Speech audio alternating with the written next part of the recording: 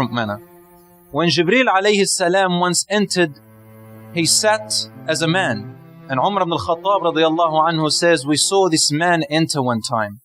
And the Prophet ﷺ was sitting with us in the masjid. And this man who entered, he had a very black beard with very black hair and a very white thawb, clothing. He did not look like he was traveling, because you couldn't see any dust on his clothing, and none of us knew him. So who was this man? They didn't have aeroplanes in those days and cars to travel very quickly. And he sat to the Prophet ﷺ very respectfully. He asked him several questions. And the last of the questions he asked him was this: Mata as-sa'a? When is the last hour? And at every time he would say to him, you are truthful, you are truthful. They thought, how come he's asking him questions and saying that he is truthful and he's the questioner? And then he's telling him that you've said the truth, as though he is testing him. In the end he said, when is the last hour going to come? When's the world going to end? And he said, the questioner who is asking me, or the person you are asking, is no more knowledgeable about its hour, about its time, than the questioner. Meaning you and I don't know. I don't know any better than you. So we asked him, what are its signs? Some of its signs when it comes close. And he mentioned two things, very important. أَن تَلِدَ الْأَمَةُ رَبَّتَهَا. When the mother, servant of Allah, is one meaning. It's probably the most likely meaning. When the mother gives birth to a daughter or son, and this daughter becomes like a boss, a master over her, as if her mother is her slave.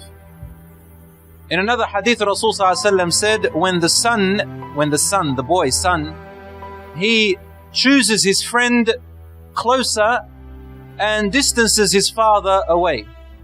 This time never existed in their days. Even among the Christians and the Jews, this didn't exist. It was a time that was very unusual to the people. أَن تَلِدَ الْأَمَةُ رَبَّتَهَا. That the mother will give birth to her daughter, who when she grows up, she acts like she's the master and boss over her own mother. And their parents, in other words. وَتَرَى الْعَالَ رُعَاءَ الشَّاةِ يَتَطَاوَلُونَ فِي الْبُنْيَانِ. And you will see the destitute, barefooted Bedouins who are sheep herders, or they are shepherds. They will be building very high towers in the sky, skyscrapers. Today we see this, many signs of this everywhere. The Bedouins are actually today in the Emirates, places like the Qatar. Now they're actually competing in this. يَتَطَاوَلُونَ فِي الْبُنْيَانِ means that they will be competing in making high towers. Who will make the higher tower than the other person? So materialism and technology becomes the main motive of people in competing for. And if you look at society today, you will see that when people say we are an advanced society, we don't live in the caves anymore, what they're trying to tell us is that now we are more intelligent. With what? What are we more advanced in? Rasul ﷺ said, يَتَطَاوَلُونَ فِي الْبُنْيَانِ. They'll be competing about who can make the highest buildings, high-rises. Meaning they'll compete with their technology, with their sophisticated engineering and building.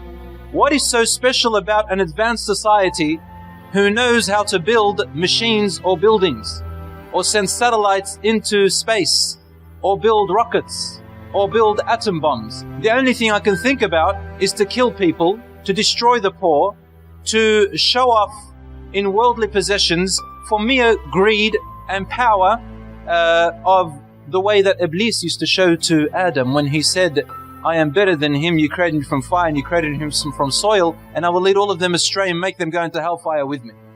Same thing.